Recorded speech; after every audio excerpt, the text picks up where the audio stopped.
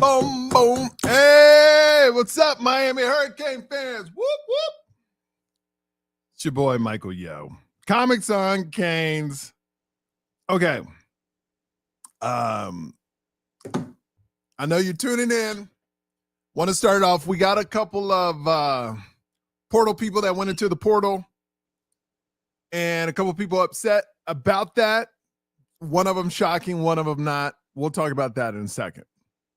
And actually, if you're just tuning in, Gio Milian will be on with us tomorrow. Tomorrow, Gio's going to be on, so that's going to be a fun podcast.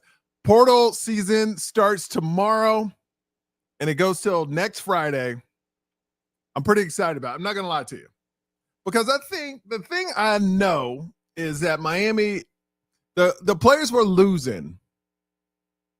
The one ZP we lost, defensive back, he knew what was coming. He knew what was there. He was hurt the whole offseason. I hate to see him leave. I hate to see anybody leave the Miami Hurricanes.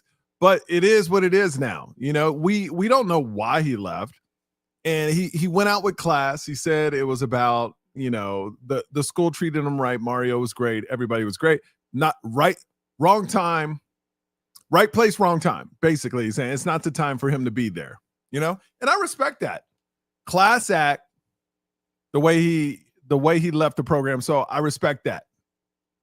But let's talk on the business side. Hey, Lido Canes 305, blessings. Go Canes. Why'd he leave? Well, you see the talent that comes in, and you know the talent that's coming in, and you know the talents that's there. And when a coach can't look you in the eye and say you're starting next year, we're going to actually bring in more safeties to compete against you, and the best person's going to win out, and you've been hurt all spring, you know, maybe it's not the right place for you at that time. What up, Blue? Go Canes. What's up, Mike? Oh, catching you between meetings. What's up, Philly Kane? What's up, Philly Kane? So, like I said, we're gonna talk about that, but this is gonna be a shorter podcast because tomorrow we're gonna really jump into it with Gio Milian. Horton leaving. Look, I don't think he was even a rotational player this year. So, you know, hopefully he finds greener pastures. Like, I'm rooting for all of them. If you're a Cane, you're a Cane. I root for everybody. But you got to understand Mario's building something that, what do they say? Once you recruit it, the next year they're trying to find your replacement. Like, you always want to get better and better. And these players leaving, good players leaving means you have good players that are there, you know? So I'm kind of on the fence about, you know, I would love for them to stay, but I don't think, in the nicest, sincerest way I say that, I don't think Miami's going to miss either one of them because they're stacked at talent and they're going to keep getting better. Now, what I do want to talk about, this is the only thing I'm going to talk about. Cam Ward. And why I bring up this Cam Ward issue is because it affects Emory Williams so much. I've been seeing a lot of hate on Emory Williams on the boards, right? A lot of it. So there's this one blog that I love. I read all the time. And right after the bowl game where Cam Ward took himself out of the game, this website defended like, oh, this was planned. This was planned. He was supposed to be out at halftime. This was the plan all along. Even though Mario after the game didn't look like, by his emotions and reaction after the game, it didn't look like that was the plan at all. But this website, and I'm not hating on this website. What I'm saying is what they actually wrote. Because this one website, this one person always defends Mario. No matter what, Mario can do no wrong. So they painted the narrative that this was always a part of the plan. Emory knew he was going to play in that game. So we all believe that. We all jumped to the conclusion that Emory must be horrible because they knew he was going to cut. Cam Ward was going to come out at half, and he puts up this terrible half of football, which, let's be honest, basically probably ruined this man's career at the University of Miami. because of the narrative this website put out. Had all us believing that was the plan. Cam plays half. Emory's ready to go in the second half. And he was just not prepared. I mean, that's what we all believe, right? Right? I believed it because this is a very trustworthy website that I respect. And I respect the people there. I respect the people. But this is the narrative. This is the narrative they painted to protect the University of Miami. Right? Am I wrong in saying that? Everybody know, are we all on the same page? Everybody that's watching right now, are we on the same page? You know exactly what I'm talking about, right? Yeah, I see the eyes. You know, Blue. You know what I'm talking about. It was a false narrative. We're finding out now. So, by this website painting that narrative, by always defending Mara, and like I said, I love the Miami Hurricanes, but I feel this is more about I feel bad to a certain point for Emory. Because now that same website that painted that narrative right after the bowl game is now saying that no, Cam Ward took himself out of the game, shocked everybody. Emory was thrown into a game he wasn't prepared to play, and all the players that were supposed to play the second half, they decided if Cam Ward's not playing, they're not playing either. That's a very different narrative than what you portrayed on your first narrative. And if that was said at the beginning, I think all us Miami Hurricane fans were like, yo, Emory got dealt a bad round of cards. And we could judge Cam differently. To me, I don't care. Cam did so much for the University of Miami. He could have ran out on the field the second half, ran one play and go, hey, coach, he could have said it into the camera. I'm done. I wouldn't have cared. I don't care that Cam didn't finish. I could care less. Cam did way more for the University of Miami than anybody has done in the last 20 years. Cam, you can call him quitting. You can call him whatever. I call him great. So I don't care what Cam did. This is not about Cam. This is about the narrative that was painted. This is about that narrative that was painted. Now, oh wait, culture critic. This is an issue with Reporters Connect. Yes, everything they say is complete truth. They will always stick to whatever narrative No, that's not all of them. Not all of them. Look, I love Alex Dono. I don't think he does that. Alex Dono, not once. He in a certain way, he never goes against the university, but he doesn't paint their narrative. You can argue with me on that. But Alex Dono, if he knows something is true, he will find a way to say it. Or something not true, he will find a way to say it where, like, for instance, I'll give you an example. This whole Cam Ward thing. He would be the first to be like, you know, what we're hearing is Cam Ward in Miami. This was always planned. This is what we're hearing. Dono would never be like, I know that. This website said they knew that was the plan. And by them saying that, we judged Emory Williams very harshly. Where if they said Emory didn't even know he was going to go in and all the players that were supposed to play with Emory left, didn't play either, look, he still didn't play great, but I would have gave him a leniency that he didn't have before. Now this website saying it wasn't planned, the players didn't go in, and Emory was kind of just like stuck with players that didn't even run the right routes, that they never really practiced, and that's a very different narrative. Am I wrong in saying this?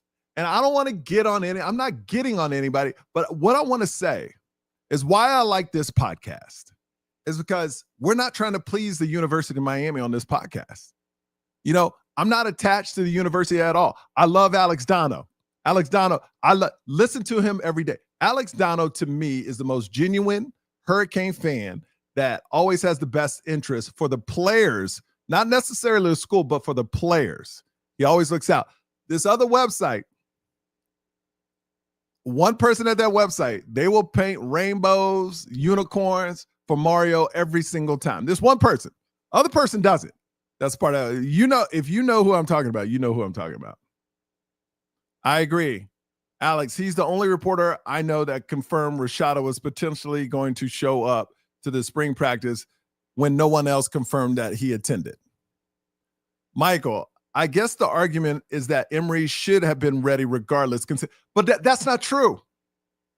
We say that. Okay, we say he should have been ready, but you're not telling me he would have been even more ready if he knew Cam Ward was coming out at halftime? That's what I'm saying, man.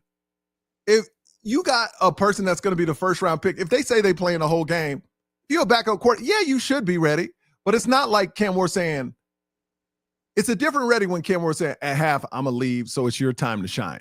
And guess what? All the players that play with me, they're going to play with you too. Because what you're saying is, if they knew, which they didn't, that Cam Ward was going to leave at half, then Emory should have been playing with the players, practicing with the players that were only going to stay in the game when Cam Ward left. So to me, this was shocking to Mario, and that's why we got the response from Mario. He was like, he didn't know where to go on it.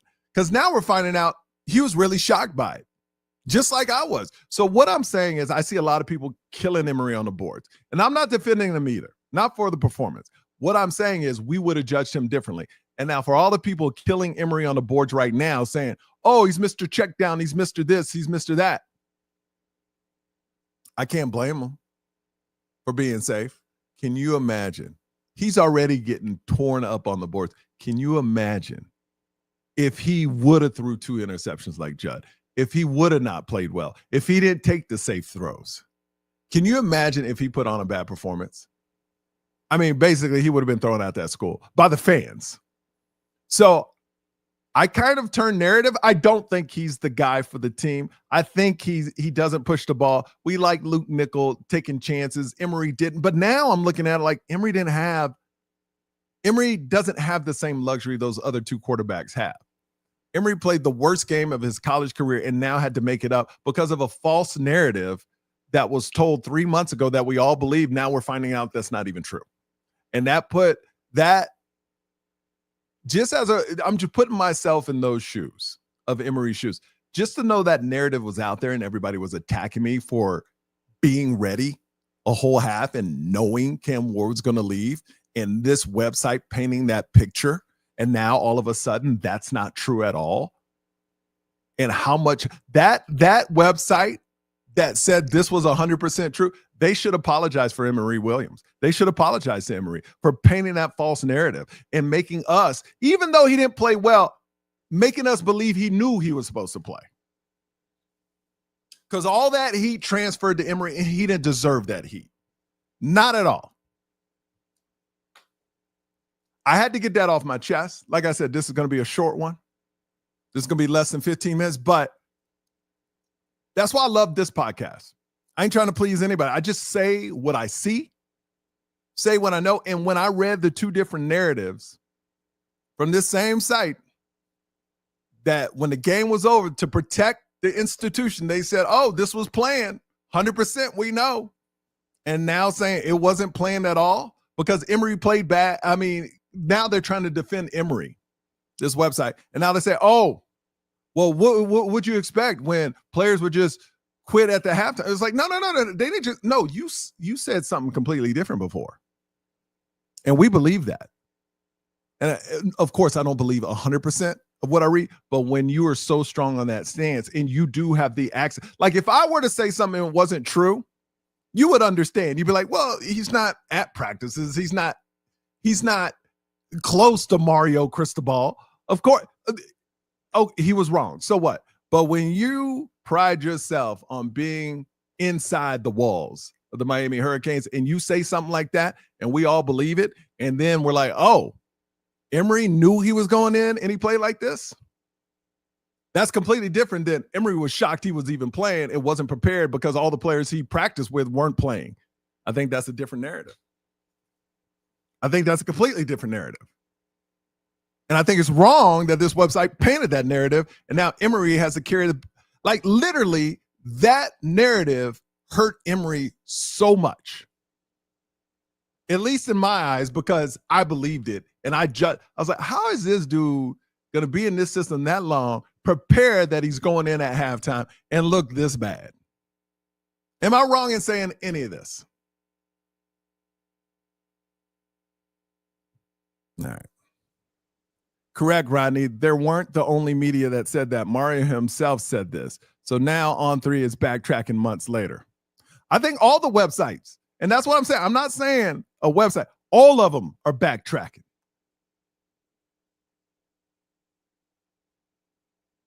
So which one is it? So now I come to this. Who's lying? Is it the stuff we're hearing now because now Cam's gone, he's going to be the first round pick? Or was it the first now? Which one is true? Because now outlets are saying both. All I want to know is which one is true. And I hope eventually we can get down to the bottom of it. Which one is true? You know what? I should call X. I know I should call him and find out the truth. And I won't say it because I'm sure X wouldn't want me to say it, but I should call a player and find out which one is true. But I think these outlets that reported the two different stories should clarify which one is true for the fans, since you are here for the fans and the fans pay your bills. That's all I'm saying. All right. Make sure you like, subscribe. And I'm sure if you're part of those other websites I'm talking about, they're not going to be liking and subscribing today. But I had to get this off my chest because in a way I feel bad for Emory if the new narrative they're painting is correct. Do you understand? And I just believe everyone should be treated fairly. And for all this heat that man got for 3-4 months, and it wasn't even true, that's horrible. Now, if it was true, that's a different story. Don't paint this new narrative. But we all know, if you Miami Hurricane fans, you know they paint a different narrative today. They are. All right, guys.